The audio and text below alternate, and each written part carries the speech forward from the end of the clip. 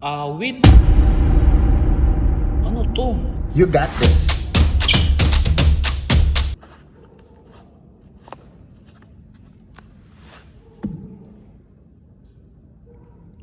Wait. Ano to? Tignan nyo mga idol. Walang sira. So hindi natin siya papapalitan mga idol. And ibig sabihin maganda yung rubber na itong Jordan 38. At syempre mga idol, dahil Lunes ngayon, ibig sabihin panibagong sapatos na naman ang ating re-reviewin. Luckily mga idol, nakakita ko ng sapatos na malapit sa amin at ipinalalamove ko na ito.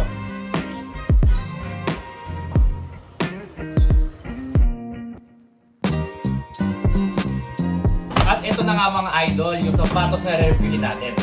Ipapahula ko na sa inyo kung ano nga bang sapatos ito. Ayan mga idol, anong sapatos kaya to?